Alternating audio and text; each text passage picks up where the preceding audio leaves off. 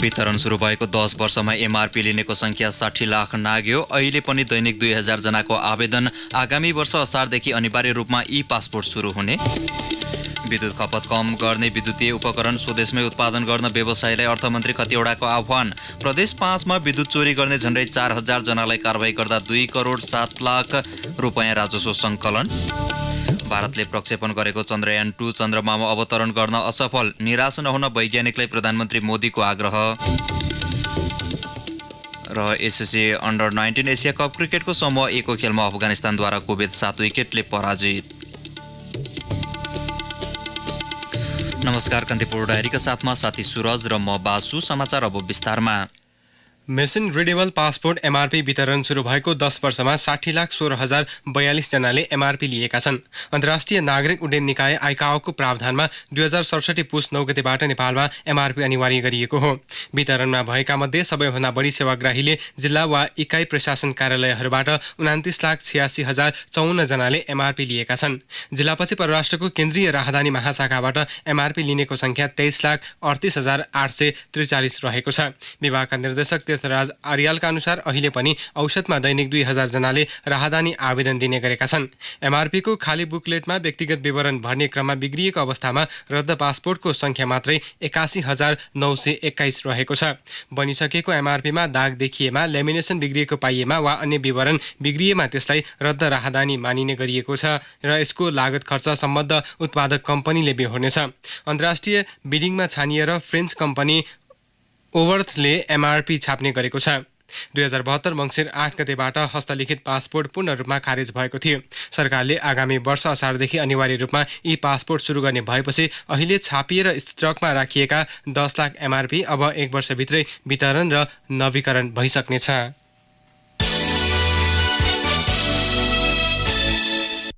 Nepal communist party नेकपाका अध्यक्ष पुष्पकमल दाहालले नेपालमा लगानी गर्न चिनिया लगानीकर्तालाई आह्वान गर्नुभएको छ। काठमाडौँ स्थित चिनिया दूतावासले आज बिहान आयोजना गरेको नेपाल चीन व्यापार सम्बन्धी कार्यक्रममा अध्यक्ष दाहालले राजनीतिक स्थायित्व कायम भएसँगै लगानी मैत्री वातावरण बनेको बताउनु भयो। चीन सरकार र चिनिया लगानीकर्ताले नेपालको आर्थिक विकासमा सहयोग गर्ने अपेक्षा आफूहरूले राखेको उहाँको भनाइ थियो। पूर्व प्रधानमन्त्री समेत रहेका दाहालले नेपाल सधैँ एक चीन नीतिमा दृढ रहेको र नेपाली भूमिलाई कुनै पनि अवस्थामा चीन विरुद्ध प्रयोग गर्न नदिने प्रतिबद्धता दोहोर्याउनु भयो। एक चीन नीतिप्रति सधैँ दृढ रहेको र नेपाली भूमिलाई कुनै पनि हालतमा चीनका विरुद्ध प्रयोग गर्न दिइने छैन भन्ने दृढता राख्दै आएको नेपाल अब नेपालको आर्थिक वृद्धिको निम्ति चिनिया जनता र चिनिया सरकारको तर्फबाट तीव्र विकास र सहयोगको अपेक्षा राखेको छ।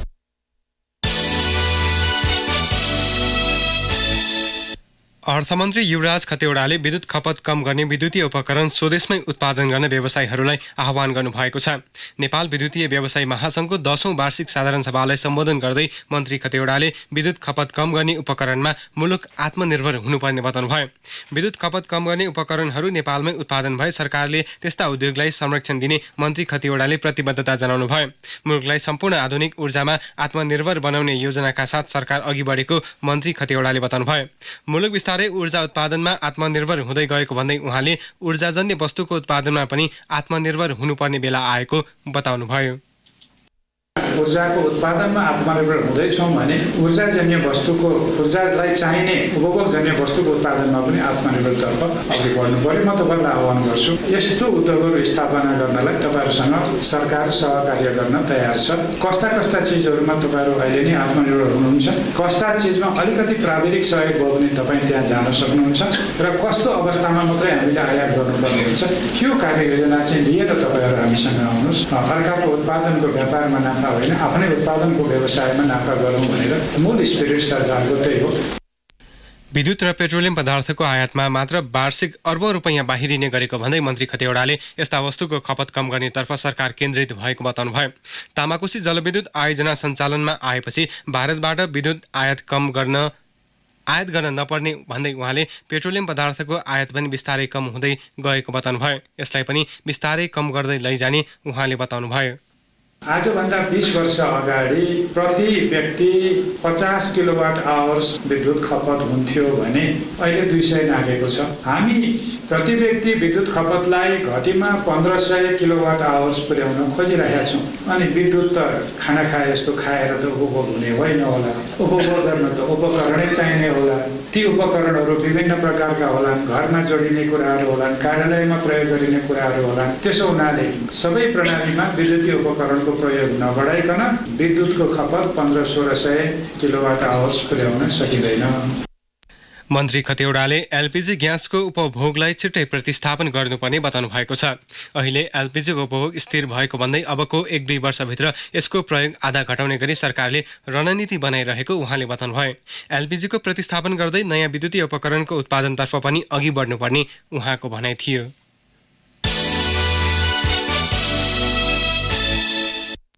प्रदेश 5 को मुकाम बुटोल र आसपासका क्षेत्रमा विद्युत चुहावट बढेको छ। कम क्षमताको विद्युत एम्पियर राखेर धेरै प्रयोग गर्नेहरू ग्राहक बढेपछि विद्युत प्राधिकरण बुटोल वितरण केन्द्रले अनुगमन र कारबाही तीव्र पारेको छ। बुटोल वितरण केन्द्रले गत आर्थिक वर्षमा 15,000 ग्राहकको विद्युत अनुगमन गरेको थियो। त्यसमा 3,983 जना विद्युत डिमान्ड चुहावट आरोपमा कारबाहीमा परेका छन्। यसबाट 2,07,30,290 रुपियाँ राजस्व सङ्कलन भएको छ।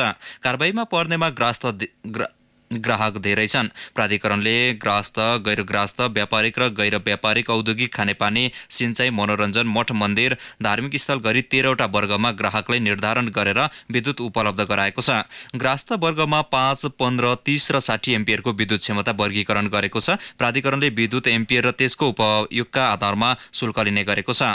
बुटोल वितरण केन्द्रका प्रमुख सञ्जय कुमार मिश्रले यस क्षेत्रमा शुल्कबाट बच्न कम एम्पियरको मिटर राखी धेरै विद्युत उपभोग गर्ने ग्राहक धेरै रहेको बताउनुभयो। अनुगमनमा विद्युत हुकिङ गर्ने 2 जना भेटिएका छन्। उनीहरूबाट 33,753 रुपियाँ असुल गरेको छ। कम क्षमताको मिटर लिएर धेरै उपभोग गर्ने 3 जना कारबाहीमा परेका छन्। उनीहरूबाट 79,698 रुपियाँ जरिवाना उठाइएको छ।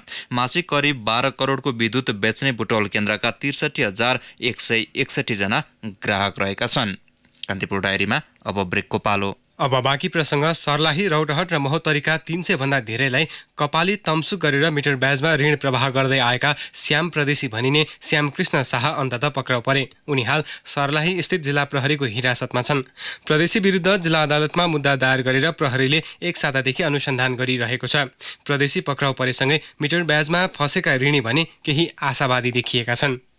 सर्लाहीबाट सहकर्मी ओम प्रकाश ठाकुरको रिपोर्ट। लिएको ऋणको 4 गुणा बढाएर कपाली तमसुक बनाउने, ऋणीले तिरेको ब्याज बुझेको प्रमाण नदिने र उल्टै मुद्दा हालेर ऋणीलाई जेल चलान गराउने साहु श्याम परदेशीका कारण ऋणीहरूको बिल्लीबाट भएको धेरै समय भइसक्यो। परदेशीसँग ऋण लिएका कतिपयको घर जग्गा लिलामी भएको छ त कतिपय जेलमा छन्। कतिपय ऋण तिर्न नसकेर लुकीछिपी बसिरहेका छन्। गरिबीकै कारण आपद विपदका बेला साहुको ढोका ढकढकाउनु स्थानीयको बाध्यता हो। यही बाध्यताको फाइदा उठाउँदै मिटर ब्याजको धन्दामा लागेका श्याम परदेशीले सामाको 4 गुणा बढीको कागज परिवारको कम्तीमा 3 जनाको नाममा ल्याप्चे लगाएर तमसुक बनाउने गरेको पीडित सावित्री कापडको भनाइ छ। दैनिक खातामा उठाएर उसलाई मैले 50,000 पैसा लगिदिएँ। लगेपछि उहाँले मसँग 2.5 लाख फेरि तमसुक बनाए। अनि यो के को बनाउनु भयो? मैले पैसा तिरेको बनाएको हो त भन्दाखेरि होइन, तिमीहरूको यहाँ हर्जाना अनि के परेर यो 2.5 लाख तमसुक बन्यो। यस्तै गर्दा गर्दा मैले 1,80,000 रुपियाँ उसलाई तिर्दिएँ। अझसम्म त्यो मान्छेले मलाई 12 लाखको हिसाब देखाइरहेछ। प्रदेशीले बन्दुकको भरमा तमसुक बनाउने, तिरिसकेको रकम पनि बाँकी रहेको भन्दै धम्की दिने गरेका कारण तनाव सहन नसकेर केहीले आत्महत्या नै गरिसकेका छन् भने कतिपय बिरामी अवस्थामा पुगेको बताउँछन् अर्का पीडित सोनफी चौधरी। म जस्तो चाहिँ 20 जना मान्छे, कोही घर छोडेर कोही वीरगञ्ज त कोही हेटौडा त कोही नानघाट त कोही काठमाडौँ बसेर काम गरेर आफ्नो जीवको चलाइरहेछ। अहिले कागज तपाईँको 2.5 लाख, 5 लाख अनि 10 लाख बेग्ला 2.5 लाखमा त मैले आफैले गरेको र 5 लाखमा त बन्दुक देखाएर गराउनु भयो। 10 लाखको कुरो त्यो मलाई थाहा छैन। मिटर ब्याजको पासोमा अल्झिएका ऋणीले ठगी मुद्दा जिल्ला प्रहरी कार्यालयमा दर्ता गराएपछि गत आइतबार प्रदेशी पक्राउ परेका हुन्। उनीमाथि सम्पत्ति शुद्धिकरणमा समेत अनुसन्धान भइरहेको जिल्ला प्रहरी प्रमुख एसपी गोपाल चन्द्र भट्टराई बताउँछन्। एकजना मात्रै पीडितको जाहेरी आएको र त्यसैको आधारमा श्याम परदेशीलाई पक्राउ गरिएको भए पनि थप पीडितहरू हामी कहाँ सम्पर्कमा आउँदै हुनुहुन्छ र उहाँहरूले पनि आफूलाई ठगिएको विषयलाई लिएर जाहेरी दरखास्त दिँदै हुनुहुन्छ। सोको अनुसन्धान गर्नेछ। मधेसका गाउँमा रहेका गरिब परिवारहरू बैंकबाट कर्जा लिनुभन्दा साहुको कर्जा लिन सजिलो ठान्छन्। तर त्यही साहुका कारण कति बेघर भएका छन्, कति बिचलीमा परेका छन्। दाइजो दिन, खाडी मुलुक जान, उपचार गराउन साहुसँग कर्जा लिने नियति नै बनेको छ यहाँका गरिब तथा विपन्न परिवारको। परदेशी पक्राउसँगै पीडितले न्याय र पीडकले सजाय के कति पाउँछन् त्यो भोलिको दिनमा देखिएला। तर पीडितले न्याय र क्षतिपूर्ति भने अवश्य पाउनुपर्छ। रेडियो कान्तिपुरका लागि ओम प्रकाश ठाकुर, सर्लाही। काठमाडौँको माछापोखरीबाट पिस्तोल सहित 7 जना पक्राउ परेका छन्। 2 थान चिनिया पिस्तोल र 4 राउन्ड गोलीसहित 7 जना पक्राउ परेको महानगरीय प्रहरी परिसर काठमाडौँले पुष्टि गरेको छ। पक्राउ परेकोहरूको परिचय भने प्रहरीले गोप्य राखेको छ। उनीहरूले कुन प्रयोजनका लागि पिस्तोल राखेका हुन् भन्ने बारे अनुसन्धान भइरहेको प्रहरीले जनाएको छ। यसैबीच बरुवा बन्दुकसहित पर्साबाट 1 जना पक्राउ परेका छन्। प्रहरी चौकी सुवर्णपुरबाट खटिएको टोलीले ठोरी गाउँपालिका 5 स्थित ओरिया पुलबाट 23 वर्षीय दिपेश पाखरिङलाई पक्राउ गरेको हो।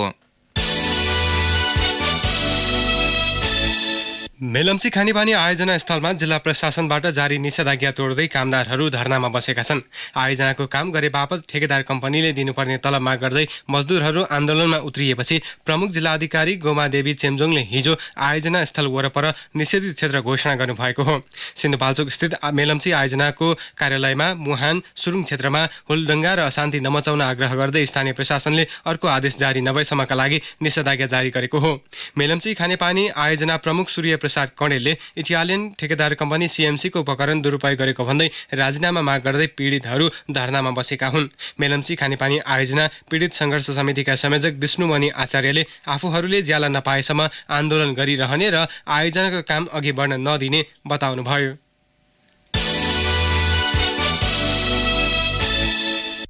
चितवनमा डेङ्गुको संक्रमणबाट प्रभावितको संख्या 1000 नागेको छ। जिल्ला स्वास्थ्य कार्यालय चितवनका भेक्टर कन्ट्रोल निरीक्षक रामकेसीका अनुसार 1036 जनालाई डेङ्गुको संक्रमण देखिएको छ। ज्वरो आएर अस्पतालमा उपचार गराउन आएका मध्ये 2892 जनाको परीक्षण भएको थियो। भरतपुर महानगर क्षेत्र डेङ्गुबाट अत्यधिक प्रभावित भएको छ। निरीक्षक केसीका अनुसार भरतपुरमा मात्रै डेङ्गु भएकाहरूको संख्या 800 को हाराहारीमा छ। महानगरको 1, 2, 3, 4, 10, 11 र 12 वडा डेङ्गुबाट अत्यधिक प्रभावित भएको उहाँले बताउनु भयो। 5 ml पानी जमेपछि त्यसमा एडिजले अन्डा पार्ने भेक्टर कन्ट्रोल निरीक्षक रामकेसीले बताउनु भयो। स्वास्थ्य सेवा विभागको इपिडेमियोलोजी तथा रोग नियन्त्रण महाशाखाका जनस्वास्थ्य अधिकृत रेशम लामिछानेले रोग लाग्न नदिनका लागि एडिजका लार्भा खोज्ने र नष्ट गर्ने अभियानलाई प्राथमिकता दिएको बताउनु भयो। डेङ्गु संक्रमणको शङ्का लागेका बिरामीको जाँचका लागि र्यापिड डायग्नोस्टिक टेक किट आरडिटी आवश्यक नहुने स्वास्थ्य तथा जनसङ्ख्या मन्त्रालयले जनाएको छ। इपिडेमियोलोजी तथा रोग नियन्त्रण महाशाखाले सूचना जारी गर्दै सो जानकारी दिएको हो।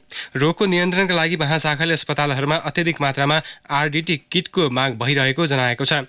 राष्ट्रिय तथा अन्तर्राष्ट्रिय विज्ञहरूबाट डेङ्गु रोगको शङ्का लागेका बिरामीहरूको जाँचका लागि आरडिटी उपयुक्त र आवश्यक नहुने राय प्राप्त भएको महाशाखाले जनाएको छ।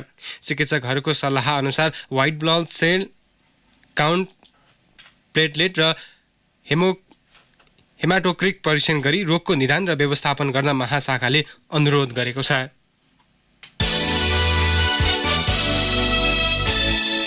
काठमाडौँमा जारी नेपाली सेनाका प्रीतनापतिहरूको सम्मेलन भोलि सकिँदैछ। हिजोदेखि जङ्गी अड्डामा सुरु सम्मेलनमा 8वटै प्रीतनाका प्रीतनापतिहरूसहित पिएसओज सहभागी छन्। पहिलो दिन हिजो र आज प्रीतनापतिहरूले आफ्नो क्षेत्रको वस्तुस्थिति र समस्याहरूका बारेमा रिपोर्टिङ गरेको स्रोतले जनाएको छ। नेपाली सेनाले प्रत्येक वर्ष प्रीतनापति सम्मेलन गर्दछ। सेनापतिको 1 वर्ष कार्यकाल पुग्नै लाग्दा सेनाले यसपटक प्रीतनापतिको सम्मेलन बोलाएको हो। सम्मेलनमा वर्तमान सुरक्षा चुनौती र भावी रणनीतिका बारेमा छलफल तथा प्रधान सेनापतिले आफ्नो 1 वर्ष कार्यकालमा लागू गरेका नीतिहरूको बारेमा समेत समीक्षा भइरहेको छ। सेनापति थापाले प्रीतनापति सम्मेलनमा आफ्ना भावी योजना समेत घोषणा गर्ने र त्यसलाई कडाइका साथ लागू गर्न निर्देशन दिने स्रोतको दाबी छ। बाँस बोकेर झापाबाट यसलाई पुनः सुन्नुहोला। बाँस बोकेर इलामबाट झापा आउँदै गरेको ट्रक दुर्घटना हुँदा 2 जनाको मृत्यु भएको छ। मे 1/2256 नम्बरको ट्रक सडकबाट करिब 50 मिटर तल खस्दा झापा दमका ध्रुव कार्कीको मृत्यु भएको हो। अर्का एकजनाको शनाखत हुन नसकेको प्रहरीले जनाएको छ। दुर्घटनामा परि घाइते नरेश खड्का र रमेश चौहानको झापाको बिर्ता मोडमा उपचार भइरहेको छ।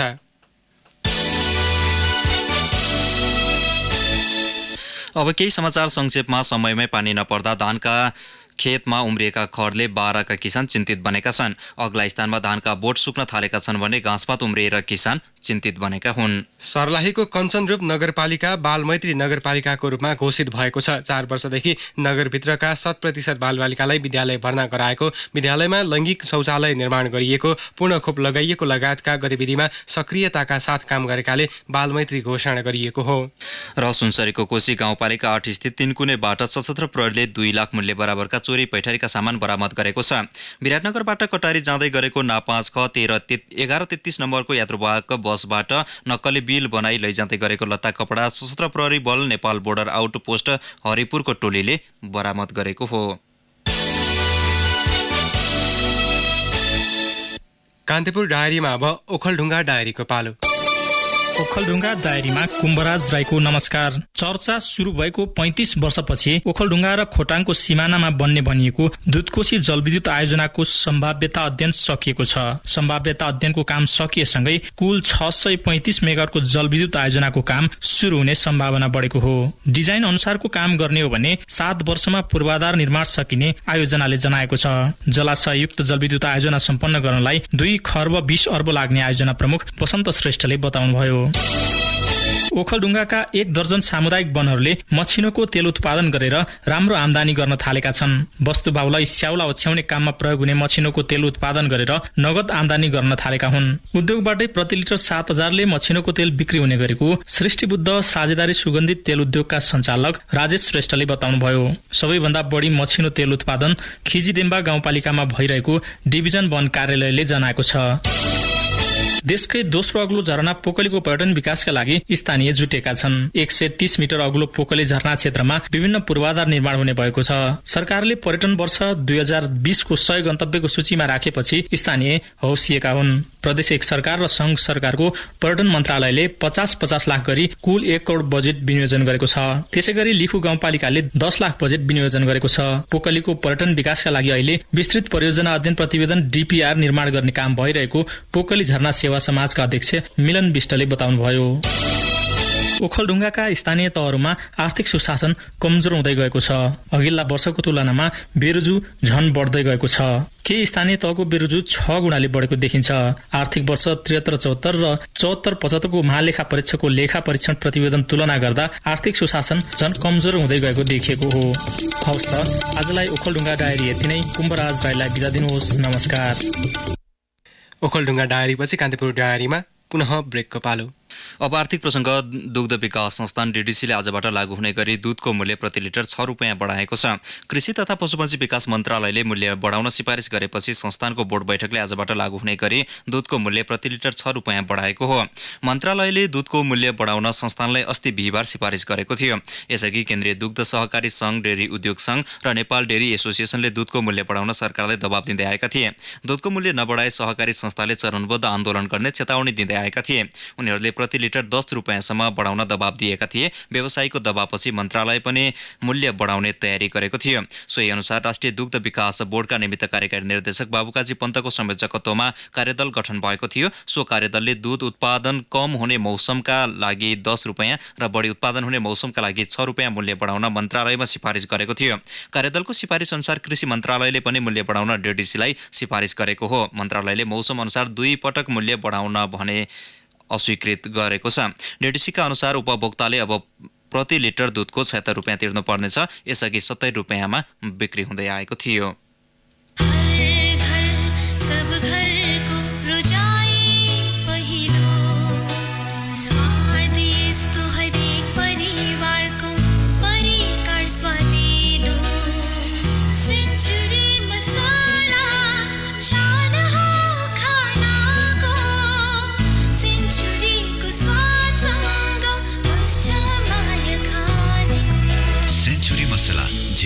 मिठो पाक्छ। दुग्गडको उत्कृष्ट उत्पादन। अब अन्तर्राष्ट्रिय प्रसङ्ग। भारतका प्रधानमन्त्री नरेन्द्र मोदीले चन्द्रयान-2 कार्यक्रमबाट आफू गौरवान्वित भएको बताउनु भएको छ। आफ्नो मुलुकका वैज्ञानिकहरूलाई सम्बोधन गर्दै प्रधानमन्त्री मोदीले चन्द्रमा छुने यात्रा अधुरो रहे पनि यो घटनाप्रति निराश नहुन आग्रह गर्नुभयो। उहाँले भन्नुभयो, तपाईहरूले आफ्नो तर्फबाट निकै राम्रो काम गर्नुभयो। जीवनमा उतार चढाव भइरहन्छ, निराश नहुनुस्, हाम्रो यात्रा जारी छ। चन्द्रयान-2 मिसन भारतको ठूलो जित भएको प्रतिक्रिया आएको बीबीसीले जनाएको छ। गत जुलाई 22मा प्रक्षेपण गरिएको भारतको चन्द्रयान-2 चन्द्रमाको दक्षिणी ध्रुवमा अवतरण गर्नु पूर्व नै सम्पर्क विच्छेद भएको हो। भारतीय अन्तरिक्ष अनुसन्धान संगठनले भनेको छ, चन्द्रयान-2मा रहेको विक्रम नाम गरेको रोबोटले योजना अनुरूप नै अवतरण गरिरहेको थियो। अवतरण गर्ने सतहको 2.1 किलोमिटरसम्म पनि अवस्था सामान्य नै थियो, तर त्यसको केही समयपछि नै सम्पर्क टुटेको छ। 1 अर्ब 50 करोड डलरको खर्चमा निर्माण गरिएको चन्द्रयान-2ले सन् 2008मा प्रक्षेपण गरिएको चन्द्रयान-1को अध्ययनलाई थप विस्तार गर्ने विश्वास गरिएको थियो। युरोपियन युनियन EUबाट बाहिरिने सम्बन्धमा आवश्यक सम्झौताका लागि म्याद थप गर्न बेलायती सांसदहरूले सरकारलाई दबाब दिएका छन्। प्रधानमन्त्री बोरिस जोन्सन म्याद थप गर्न नमानेमा सांसदहरूले कानुनी लडाईँ लड्ने तयारी गरेका हुन्। सो कानुनी लडाईँका लागि राजपरिवारबाट समेत समर्थन हुने विश्वास लिएको बीबीसीले जनाएको छ। यसअघि सांसदहरूले आगामी अगस्त 31 भित्र EUसँग कुनै सम्झौता हुन नसकेमा थप समय माग गर्नलाई दबाब दिने एउटा विधेयकलाई समर्थन गरेका थिए। प्रधानमन्त्री जोन्सनले आगामी अक्टोबर 17 र 18मा हुने ब्रसेल्स शिखर सम्मेलन अगावै अक्टोबर 15मा चुनाव होस् भन्ने चाहेको बताउनु भएको छ। त्यसले गर्दा EUसँग थप समय माग गर्न सहज हुने उहाँको भनाइ छ। अब खेल प्रसङ्ग। विश्वकप फुटबलको दोस्रो चरणको पहिलो खेल खेलेको नेपाली राष्ट्रिय टोली आज स्वदेश फर्किएको छ। चरणको पहिलो अवे खेलमा नेपाल कतारसँग 7-0 को लज्जास्पद हार बेहोर्न बाध्य भएको थियो। नेपाली टोली दोस्रो खेल खेल्न आजै राति चाइनिज ताइपेई जानेछ। नेपाली टोली राति 10:30 बजे त्यसतर्फ प्रस्थान गर्ने अखिल नेपाल फुटबल सङ्घ एन्फाले जनाएको छ। नेपालले आगामी मङ्गलबार चाइनिज ताइपेसँग प्रतिस्पर्धा गर्नेछ। चरणको दोस्रो खेलमा नवयुग श्रेष्ठ र अजित भण्डारी भने टोलीमा हुने छैनन्। पहिलो खेलमा चोट बोकेका भण्डारीले दोस्रो खेल गुमाउनेछन् भने श्रेष्ठले ज्वरोका कारण पहिलो खेल पनि गुमाएका थिए। उनीहरूको स्थान रवि सिलवाल र विमल राणा मगरले लिनेछन्।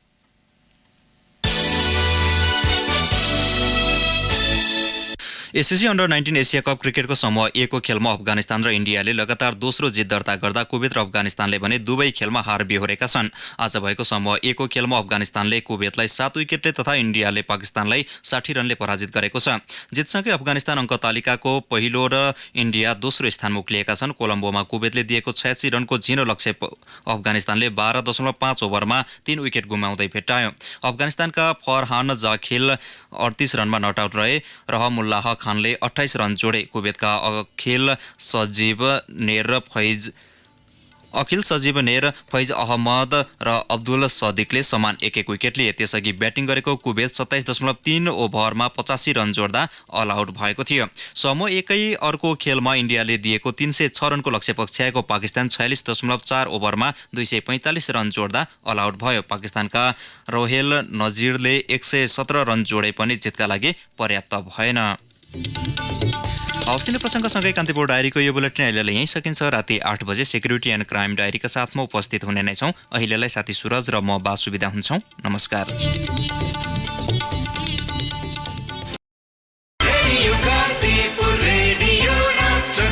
सूचना र मनोरञ्जनको सम्वाहक रेडियो राष्ट्रको रेडियो कान्तिपुर।